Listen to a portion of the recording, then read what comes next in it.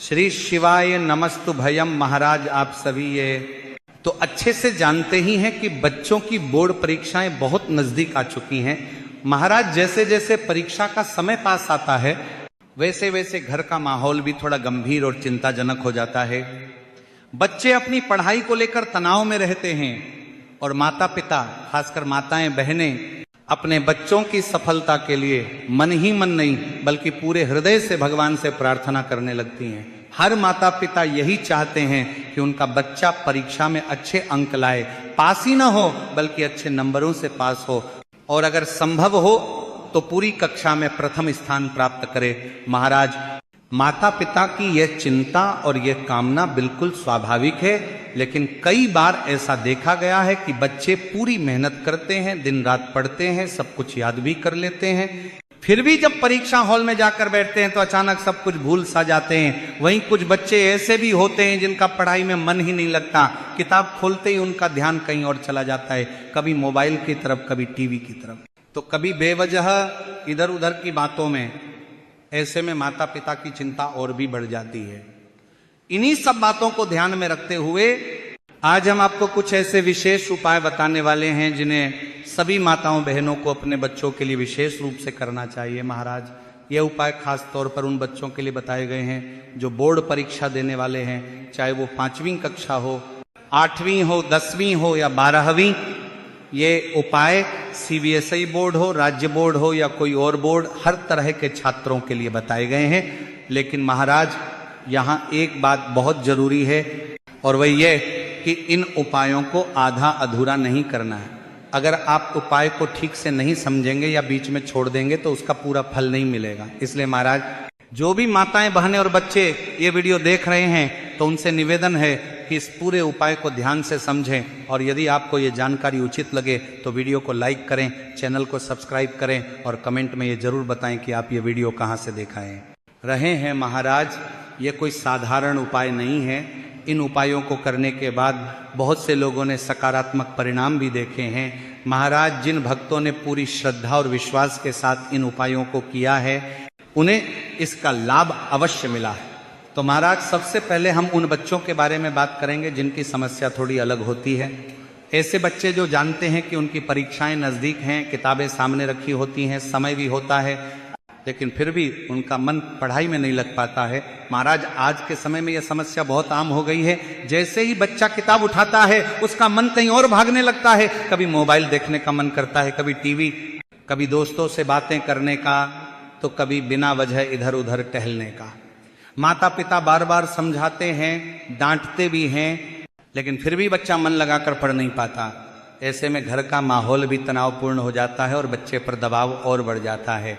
तो महाराज ऐसे ही बच्चों के लिए एक विशेष उपाय है। ये उपाय खास तौर पर माताओं और बहनों के लिए बताया गया है ताकि वे अपने बच्चों की पढ़ाई में आ रही बाधाओं को दूर कर सकें। ये उपाय परीक्षा के दिन नहीं बल्कि परीक्षाओं से कुछ समय पहले करना होता है ताकि बच्चों का मन धीरे धीरे पढ़ाई की ओर लगने लगे। और महाराज इस उपाय को करने के बाद माता पिता को बार बार बच्चे को पढ़ने के लिए कहना नहीं पड़ेगा। बच्चा अपने आप किताब उठाएगा, अपने आप बैठकर पढ़ेगा और उसे यह एहसास भी होगा कि अब परीक्षाएं नज़दीक हैं और उसे तैयारी करनी है। अब महाराज इस उपाय को करने के लिए बहुत ज़्यादा सामग्री की आवश्यकता नहीं है। सबसे पहले आपको 1 लोटा जल लेना है। इसके साथ ही एक छोटी सी कटोरी में शुद्ध शहद लेना है, वही शहद जो पूजा पाठ में इस्तेमाल होता है। इसके बाद आपको एक रुद्राक्ष लेना है। महाराज इस उपाय के लिए 9 मुखी रुद्राक्ष का विशेष महत्व बताया है, लेकिन अगर आपके पास सीहोर का रुद्राक्ष उपलब्ध है तो आप उसी का प्रयोग कर सकते हैं, या आपके पास जो भी रुद्राक्ष हो उसे आप इस उपाय के लिए उपयोग कर सकते हैं। अब महाराज आपको क्या करना है ये ध्यान से समझिए। सबसे पहले उस कटोरी में शहद लें और उसके अंदर वह रुद्राक्ष डाल दें। ध्यान रहे कि रुद्राक्ष पूरी तरह से शहद में डूबा हुआ हो। इसके बाद सुबह सुबह भगवान शिव के मंदिर जाना है। यह उपाय आप किसी भी दिन कर सकते हैं और बच्चों की परीक्षा से पहले ही आपको ये उपाय करना है। अब महाराज मंदिर पहुंचने के बाद सबसे पहले भगवान शिव के सामने प्रणाम करें, फिर जो रुद्राक्ष आपने शहद में डाला हुआ है उसे उस कटोरी से निकालकर शिवलिंग की जलाधारी पर रख दें। जलाधारी वही स्थान होता है जहां से शिवलिंग पर चढ़ाया गया जल नीचे गिरता है। इसके बाद जो शहद कटोरी में बचा है उसे भगवान शिव की शिवलिंग पर अर्पित कर दें। अब महाराज यहां पर बहुत ध्यान देने वाली बात है, जब आप शिवलिंग पर शहद चढ़ा देते हैं तो उसके बाद उस शहद को वापस अपनी कटोरी में लेना है। जितना शहद वापस आ जाए उतना ले लें। इसके साथ ही जो रुद्राक्ष आपने जलाधारी पर रखा था उसे भी उठा लें। इन दोनों चीजों को अब आपको अलग अलग संभाल कर रखना है। अब महाराज इसके बाद आप अपने साथ लाया हुआ लोटा जल या पूजा की अन्य सामग्री जैसे दूध, दही, घी, शक्कर, शहद जो भी आपके पास हो, उनसे भगवान शिव की सामान्य पूजा अर्चना कर लें। पूजा पूरी होने के बाद आपको वह रुद्राक्ष और वह शहद जो आपने शिवलिंग से वापस लिया है अपने साथ घर ले आना है। घर आकर रुद्राक्ष को किसी सुरक्षित स्थान पर रख दें, उसे इधर उधर न रखें, न ही किसी और को छूने दें।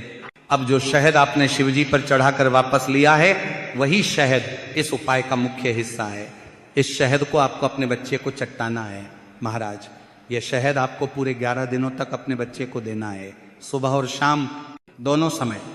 बहुत ज़्यादा मात्रा नहीं देनी है, बस थोड़ा सा शहद उंगली पर लेकर बच्चे को चटा दें।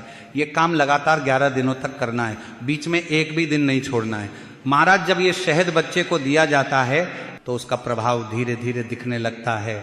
बच्चे का मन भटकना बंद हो जाता है, उसे मोबाइल, टीवी या बेकार की चीज़ों में पहले जैसा मज़ा नहीं आता। वह खुद महसूस करने लगता है कि उसे पढ़ना है, बैठकर किताब खोलनी है और अपनी तैयारी पूरी करनी है, और माता पिता को बार बार टोकने की जरूरत नहीं पड़ती। बच्चा अपने आप समय निकालकर पढ़ाई करने लगता है, उसकी एकाग्रता बढ़ने लगती है और वो पढ़ी हुई चीज़ों को ज़्यादा अच्छे से समझ पाता है। क्योंकि महाराज जब मन शांत होता है और ध्यान एक जगह टिकता है तभी पढ़ाई सही से होती है।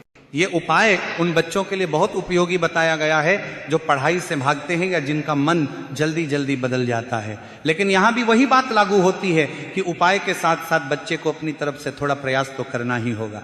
किताब खोलनी है, आप सभी की अपनी तरफ से थोड़ा प्रयास तो करना ही होगी, पढ़ने की कोशिश करनी होगी। भगवान भी उसी की मदद करते हैं जो खुद आगे बढ़ता है। अब महाराज हम उन बच्चों की बात करेंगे जो पढ़ाई तो करते हैं, पूरी कोशिश भी करते हैं, लेकिन परीक्षा के समय जाकर सब कुछ भूल जाते हैं। ऐसे बच्चों के लिए ये दूसरा उपाय बहुत ही विशेष है। ये उपाय भगवान शिव से जुड़ा हुआ है और इसे परीक्षा वाले दिन ही करना होता है। जिस दिन बच्चे का पेपर हो उसी दिन सुबह सुबह भगवान शिव के मंदिर जाकर ये उपाय करना होता है। महाराज यहाँ पर यह समझना बहुत जरूरी है कि ये उपाय कोई जादू नहीं है कि बच्चा बिना पढ़े ही पास हो जाए। महाराज पढ़ाई करना अपनी जगह जरूरी है, बच्चे को अपनी तरफ से जितनी हो सके उतनी मेहनत करनी ही होगी, लेकिन ये उपाय उस मेहनत को सही दिशा देता है, आत्मविश्वास बढ़ाता है और परीक्षा के समय मन को स्थिर रखता है। अब बात करते हैं इस उपाय की तैयारी की। चूंकि परीक्षा के दिन सुबह समय बहुत कम होता है, इसलिए इस उपाय की तैयारी एक दिन पहले ही कर लेनी चाहिए। आपको यह नहीं करना है कि परीक्षा वाले दिन सुबह उठकर भाग दौड़ शुरू कर दें, इससे मन और ज्यादा परेशान हो जाता है। महाराज इस उपाय में बहुत ज्यादा सामग्री की आवश्यकता नहीं है, केवल 2 चीजों की जरूरत होती है। पहली चीज है बेलपत्र और दूसरी चीज है शहद। बेलपत्र भगवान शिव को अत्यंत प्रिय है, ये तो आप सभी जानते ही हैं, लेकिन यहां इस बात का ध्यान रखना बहुत जरूरी है कि शहद शुद्ध होना चाहिए। ऐसा शहद जो पूजा पाठ में प्रयोग किया जाता है आप वही इस्तेमाल कर सकते हैं। अगर आपके घर में पहले से पूजा के लिए रखा हुआ शुद्ध शहद है तो वो भी इस्तेमाल किया जा सकता है। अब महाराज कई लोगों के मन में यह सवाल भी आ सकता है कि अगर किसी कारणवश बेलपत्र न मिले तो क्या करें, क्योंकि कई बार ऐसा होता है कि सुबह सुबह बेलपत्र ढूंढना मुश्किल हो जाता है। ऐसी स्थिति में एक ही उपाय है, आप भगवान शिव के मंदिर में जाकर शिवलिंग पर चढ़ा हुआ बेलपत्र ले सकते हैं, लेकिन ध्यान रहे उसे पहले स्वच्छ जल से धो लें और फिर उसका प्रयोग करें। तो महाराज एक बेलपत्र और थोड़ा सा शुद्ध शहद, बस इतनी ही सामग्री आपको अपने साथ रखनी है। अब परीक्षा वाले दिन सुबह आपको जल्दी उठकर भगवान शिव के मंदिर पहुंचना है। ज़्यादा समय नहीं लगेगा, पूरे उपाय में केवल 5 मिनट का समय लगता है। बोर्ड परीक्षा के दिनों में बच्चों को समय की बहुत कीमत होती है, इसलिए ये उपाय इसी तरह से बताया गया है कि कम समय में भी इसे किया जा सके। मान लीजिए अगर बच्चा छोटा है और उसे ये सब ठीक से समझ नहीं आता, तो घर के बड़े, उनकी माता बहन या कोई और उसके साथ मंदिर जा सकते हैं और उसकी मदद कर सकते हैं, लेकिन उपाय बच्चे के हाथों से ही होना चाहिए। अगर बच्चा खुद समझदार है और अकेले जा सकता है तो वह खुद भी ये उपाय कर सकता है। अब महाराज मंदिर पहुंचने के बाद सबसे पहले भगवान शिव को जल अर्पित करना है। आपको अपने घर अपने ही साथ एक लोटा जल भी लेकर के जाना है। अब महाराज जल चढ़ाने के बाद आपको शिवलिंग के पास बैठ जाना है। अब अपने सामने बेलपत्र रखें। बेलपत्र का जो चिकना भाग होता है वो आपकी ओर होना चाहिए, और जो शहद आप अपने साथ लाए हैं उसे बेलपत्र की बीच वाली बड़ी पत्ती पर लगाना है। बहुत ज्यादा नहीं, बस थोड़ा सा शहद लें और अपनी दाहिनी हाथ की उंगली से उस पत्ती पर अच्छे से फैला दें। ये काम आपको मंदिर में ही करना है। जैसे ही ये हो जाए, समझ लीजिए कि आपका बेलपत्र अब उपाय के लिए तैयार है। इसके बाद इस बेलपत्र को भगवान शिव के शिवलिंग पर अर्पित करना है। शिवलिंग के सामने वाले हिस्से पर, जहां से आप शिवलिंग को देखते हैं, वहां इस बेलपत्र को चिपका देना है। महाराज यहाँ चिपकाने का अर्थ यही है कि शहद की मदद से वह बेलपत्र शिवलिंग पर टिक जाए। जैसे ही आप यह कर लेते हैं, वहीं खड़े होकर या बैठकर भगवान शिव से मन ही मन प्रार्थना करनी है। उनसे निवेदन करना है कि आज जो भी परीक्षा है उसमें आप अच्छे अंक प्राप्त कर सकें। इसके बाद 2 मिनट तक मन ही मन श्री शिवाय नमस्तुभयम मंत्र का जाप करना है। इसके बाद भगवान को प्रणाम करें, माथे पर तिलक लगाएं और बिना पीछे देखे सीधे अपनी परीक्षा के लिए निकल जाएं। रास्ते में भी मन में भगवान शिव का नाम लेते रहें। महाराज ये उपाय आपको या आपके बच्चों को हर उस दिन करना है जिस दिन आपकी परीक्षा हो। ऐसा नहीं कि पहले दिन कर लिया और फिर बाकी दिनों में छोड़ दिया। जिस जिस दिन पेपर है उस दिन यह उपाय दोहराना है। इससे मन स्थिर रहेगा, घबराहट कम होगी और जो आपने पढ़ा है वह समय पर याद आएगा। तो महाराज यह हो गया दूसरा उपाय। अब महाराज कई बार लोग उपाय तो कर लेते हैं, लेकिन छोटी छोटी बातों पर ध्यान न देने की वजह से उन्हें पूरा फल नहीं मिल पाता। इसलिए सबसे पहली बात, महाराज ये उपाय किसी दबाव में नहीं करने हैं। न बच्चों पर दबाव डालना है और न ही खुद पर। कई माता पिता ये गलती कर बैठते हैं कि उपाय करते समय भी बच्चे को डांटते रहते हैं या बार बार कहते रहते हैं कि अगर नंबर नहीं आए तो देख लेना। ऐसा करने से उपाय का प्रभाव कम हो जाता है। इसीलिए ये उपाय श्रद्धा और विश्वास से किए जाएं, डर और तनाव के साथ नहीं। दूसरी बात, इन उपायों को करते समय घर का वातावरण शांत रखना बहुत जरूरी है। अगर बच्चा परीक्षा देने जा रहा है और सुबह सुबह घर में शोर शराबा, बहस या झगड़ा हो रहा है तो उसका मन वैसे ही अशांत रहेगा।